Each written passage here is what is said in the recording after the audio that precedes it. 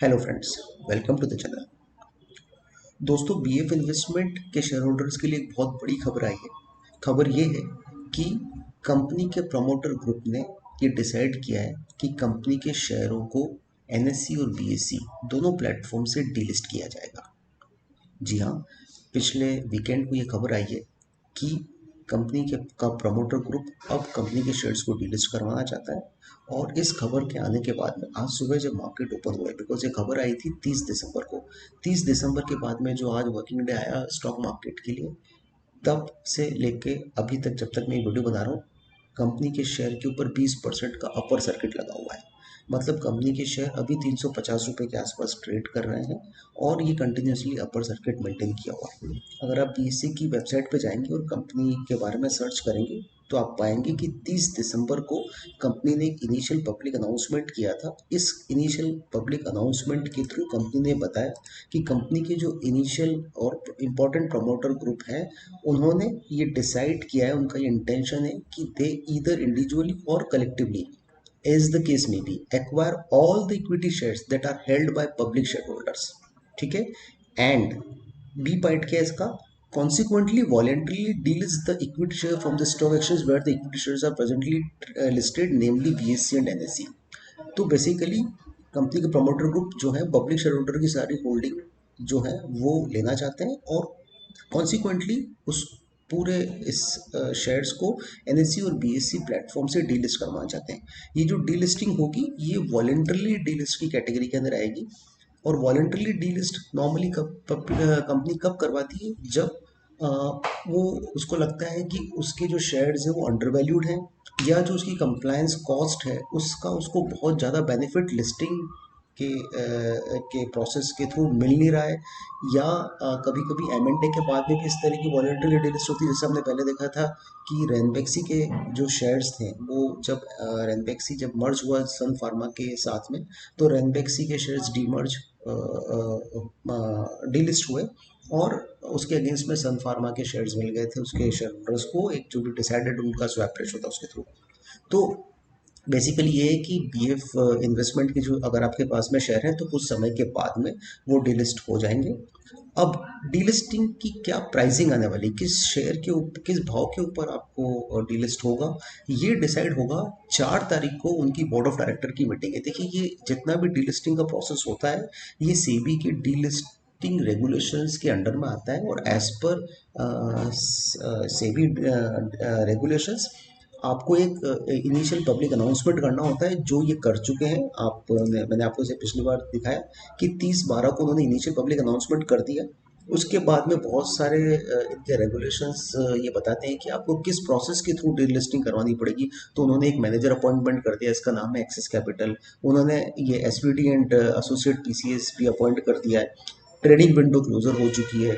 तो board meeting होने वाली है बेसिकली आपकी 4 जनवरी को बोर्ड मीटिंग होने वाली है। और उस बोर्ड मीटिंग के अंदर ये डिसाइड किया जाएगा कि कितने शेयर की ये डीलिस्टिंग वाला जो आउटकम है इसको अप्रूवल मिलता है या नहीं मिलता है, किस फ्लोर प्राइस के ऊपर डीलिस्टिंग की जाएगी, क्या प्रोसेस रहेगा आगे, शेयर होल्डिंग का अप्रूवल, शेयर होल्डर का अप्रूवल लेने के लिए एक स्पेशल रेजोल्यूशन पास करना पड़ेगा, उसका क्या डेट रहेगा।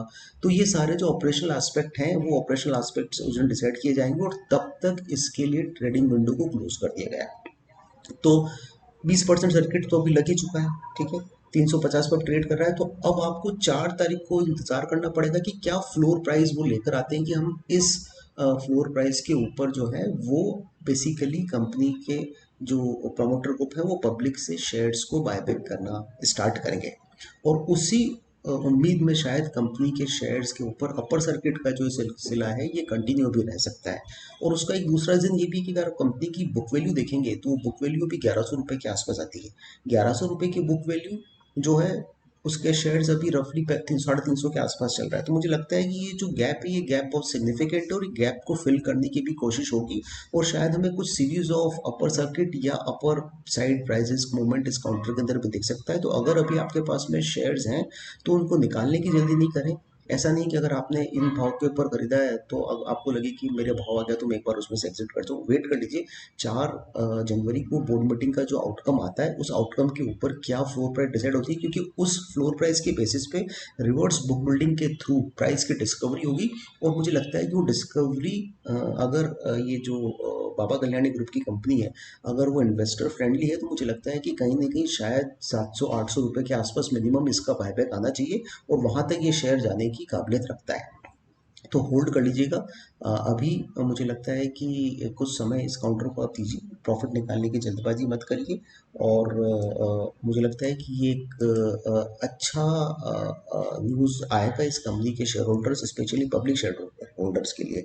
अगर आप इसके शेयर होल्डिंग पैटर्न को देखेंगे, तो शेयर होल्डिंग पैटर्न्स में आप देखिए कि बेसिकली 74% जो प्रमोटर शेयर ग्रुप है, प्रमोटर होल्डिंग है, उसमें से ये अजिंक्य इन्वेस्टमेंट और सुंदरम ट्रेडिंग जो एक मेजोरिटी ऑफ शेयर होल्डर हैं, 27% और 26% की होल्डिंग इनके पास में, यही बेसिकली प्रमोटर ग्रुप है जो कंपनी को डिलिस्ट करवाना चाहते हैं।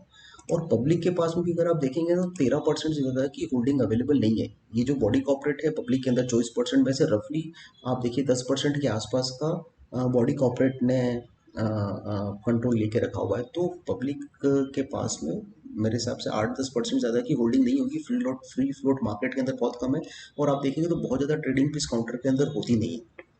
ठीक है, तो थोड़ा वेट कर लीजिए। 4 तारीख को इसका एक बार आउटकम आ जाने दीजिए। 4 तारीख को हम आपके सामने अपडेटेड वीडियो लेकर वापस आएंगे, और आपको बताएंगे कि अब आपको उस समय इस शेयर्स में आपको रुकना है, होल्ड करना है, या क्या बायबैक का प्रोसेस रहने वाला है, कितने समय के अंदर ये बायबैक कंप्लीट होगा। ये सारी जानकारी आपको बोर्ड मीटिंग डायरेक्टर्स की जो हो जाती है, डायरेक्टर्स बोर्ड मीटिंग होने के बाद में आपको मिलेगी। अभी के लिए इतना ही। चैनल में बने रहने के लिए धन्यवाद। अगर आपको चैनल का कंटेंट पसंद आ रहा हो तो चैनल को लाइक करें, सब्सक्राइब करें, नोटिफिकेशन बेल को प्रेस कर दें, और बने रहें सच चैनल के ऊपर, ताकि आप किसी भी इम्पोर्टेंट जानकारी को मिस नहीं कर दें। Thank you so much.